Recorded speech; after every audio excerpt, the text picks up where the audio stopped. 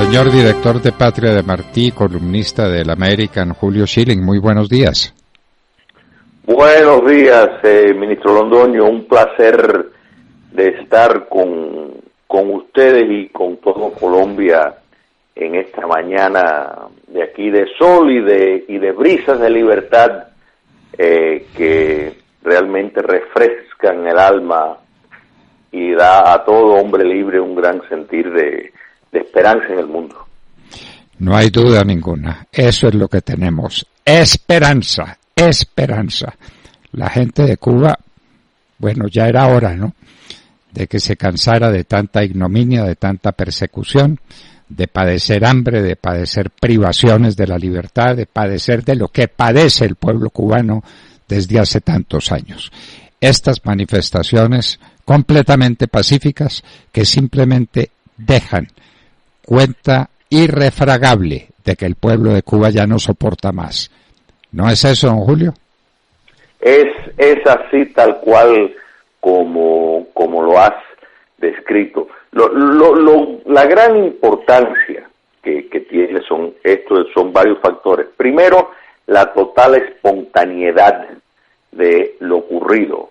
O sea, esto estamos viendo en más de 42, cerca de 50 localidades a través de todo Cuba, y esto es el gran problema para la dictadura castrocomunista, y eso es que no hay una entidad de la oposición responsable de todo esto. O sea, no hay ningún grupo, ni grupos.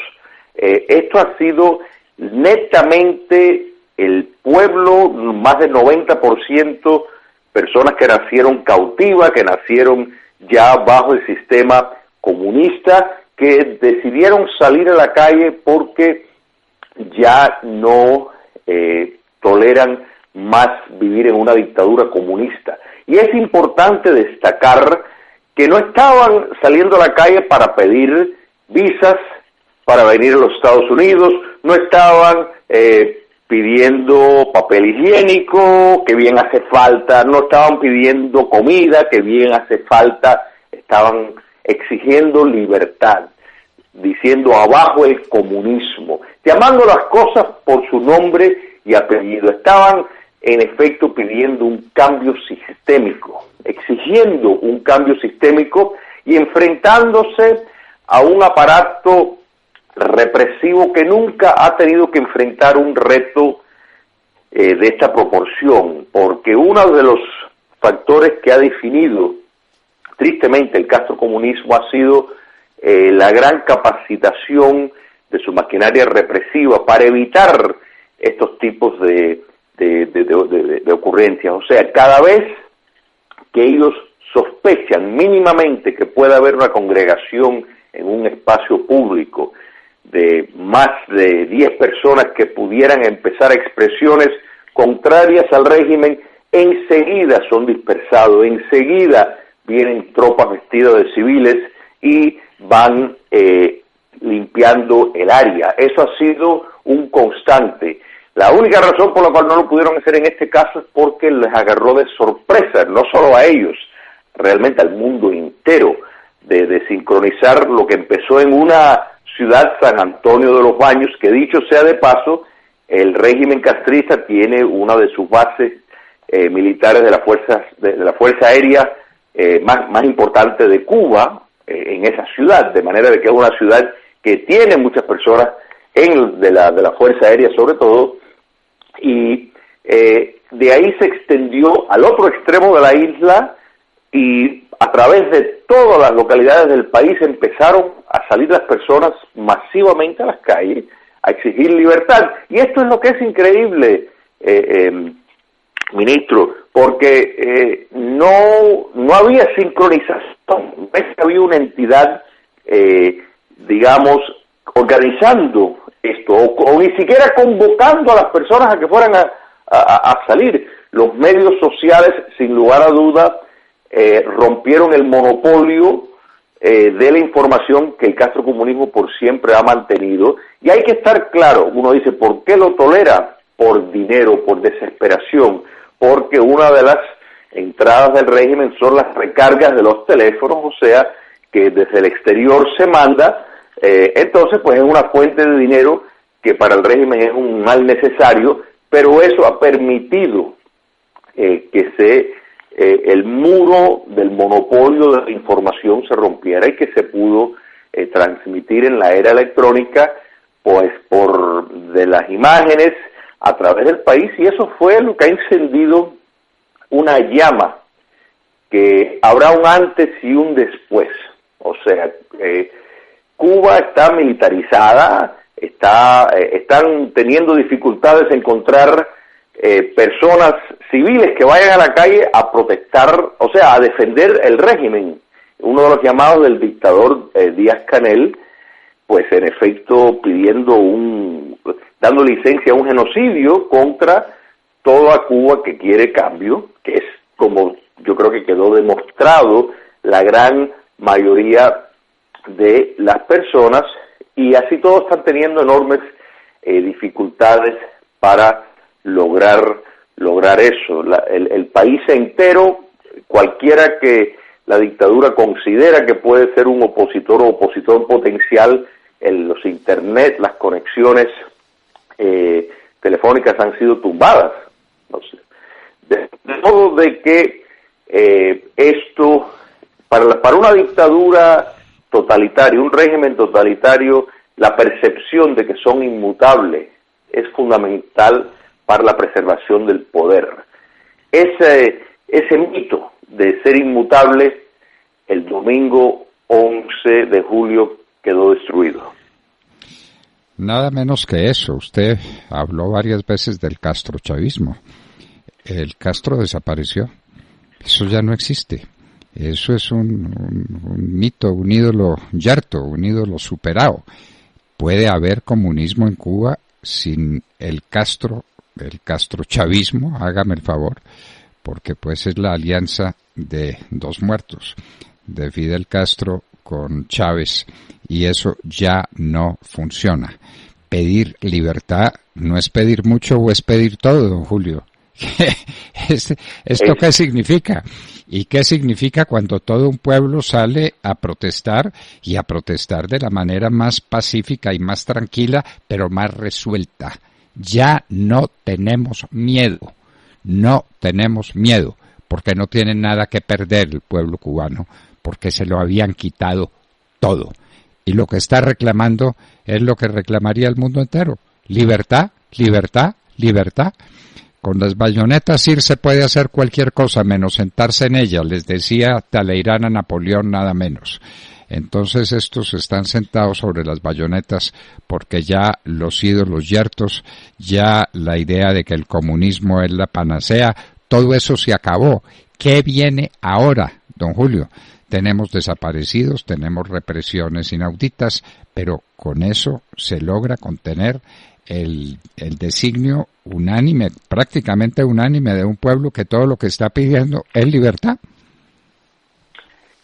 Hay dos factores fundamentales en procesos históricos, ministro. Primero, los imponderables, y esto que hemos visto, o sea, y no solo fue el domingo 11 de julio, ayer lunes 12, pues también habían ya una proporción menor debido a la militarización en partes del país, una militarización total, y la represión en todo el país, pero hubo todavía focos de protestas intensos, enfrentamientos con la policía. O sea, esos son los imponderables. Los segundos son las consecuencias indirectas, las consecuencias no intencionadas de ciertas cosas. Y eso es que eventos como esto, el descontento popular a tal magnitud, que es en efecto un enfrentamiento al sistema, no a un grupo de familias,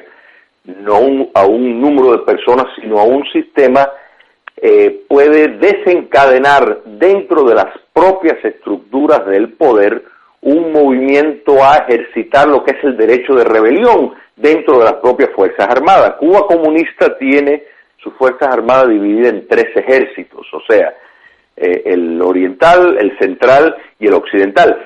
Se ha formulado de esa forma en la conceptualización del régimen para evitar golpes de Estado. Pero a la misma vez es un cuchillo de doble filo porque tienes ejércitos que tienen cierto distanciamiento y autonomía. No hay un poder centralizado en esa configuración.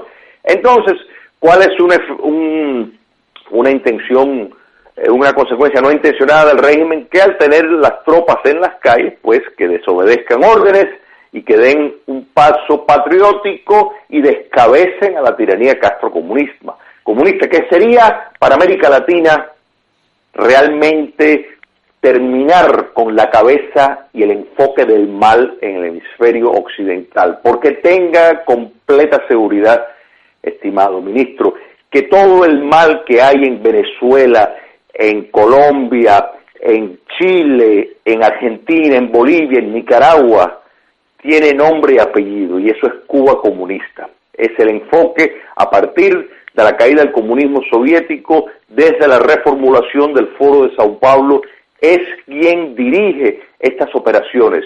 Por eso lo han podido hacer de manera tan efectiva en Venezuela y en Nicaragua cuando reprimieron a esas multitudes patrióticas que fueron a la calle, porque están desde afuera y tienen la logística. El gran problema es que ahora tienen el levantamiento dentro del país.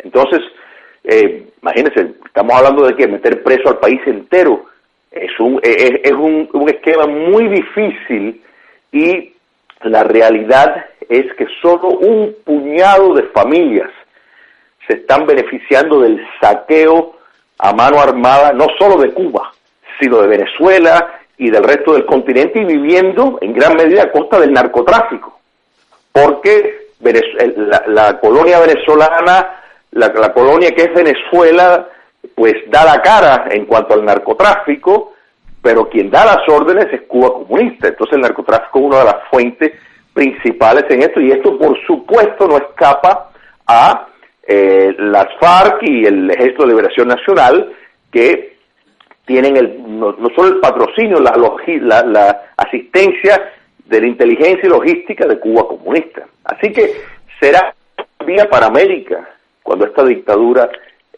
caiga, y confiamos con el favor de Dios que sea antes más que después. Esperamos que sea inmediatamente, y lo hemos dicho 1.000.000 de veces, por acá, por la hora de la verdad. La tragedia de Colombia y la tragedia ahora de toda América Latina se llama cocaína. Sobre eso no se equivoquen. Esto no es un problema político, esto no es un problema ideológico. La cocaína que enriquece a unos para empobrecer a la inmensa mayoría. La cocaína es la tragedia. Y sobre esto de la rebelión, pues quienes hemos sido maestros de derecho constitucional y derecho político, recordamos quién sostuvo la tesis del derecho de rebelión contra la tiranía insoportable. Un pequeño personaje, tal vez la mente más lúcida que produjo Occidente en todo el medioevo y que proyecta sus luces también sobre la era moderna, un tal Santo Tomás de Aquino. Hablaba del derecho de rebelión contra la tiranía insoportable. Y vaya si esto es una tiranía, y vaya si es insoportable. Estaremos pendientes de lo que ocurra, y seguramente mandarán más fuerzas de represión, mandarán más violencia contra la gente que se subleva, pero ¿qué se puede contra el hambre? ¿Qué se puede contra la miseria total? ¿Qué se puede contra la pérdida de todos los sentimientos de dignidad que tiene un pueblo? Eso es lo que está pendiente, don Julio, y tenemos que seguirlo mirando, y hasta dónde llega este poder de la represión, ¿no? Es así, y añado de ese gran pensador y hombre de fe, Santo Tomás de Aquino, a favor del tiranicidio como un bien natural cuando es totalmente necesario. Entonces, es importante entender, y yo sé que esto usted lo entiende perfectamente bien, que una sociedad, para ser libre, conlleva un costo, y que el peor costo es vivir bajo cadenas. Y el pueblo de Cuba este fin de semana pues descubrió lo que es ser libre, el sentirse empoderado y capaz de enfrentar a una maquinaria que por más de 6 décadas se ha mantenido con una red de represión, de dádivas a sus seguidores, pero sobre todo de una imagen que ha proyectado de que son invencibles, inmutables y que están ahí para quedarse. Bueno, eso quedó, eso se vino abajo el domingo y podemos decir que es el comienzo del fin. Hay un cambio de paradigma en la lucha del pueblo cubano por la libertad, que el cubano no volverá hacia atrás después de lo que ha ocurrido y ese sentir de que son capaces, de que sí se puede. No hay camino de retorno, nos parece que este es el comienzo del fin. Bueno, más de 60 años parecen suficientes para sufrir vejaciones, para sufrir limitaciones, y ahora lo que más empuja a la gente, el hambre física y las dolencias que vienen aunadas con estos brotes de coronavirus que el régimen, por supuesto, es incapaz de mantener. Y ya no tiene quien lo apoye, porque Venezuela tal vez está más pobre que Cuba todavía. Entonces, pues, esto no lo apoya sino un sistema de libertad, de democracia, que sea capaz de fundar las bases de una Cuba nueva, de una Cuba distinta, por supuesto, no comunista. Don Julio Schilling, pendientes de lo que está pasando, porque grandes cosas se avecinan en el horizonte. No hay duda ninguna de que esto va a cambiar. Muchísimas gracias, don Julio. Un placer siempre, ministro Londoño, siempre a su disposición y a este gran programa, La Hora de la Verdad. Un fuerte abrazo.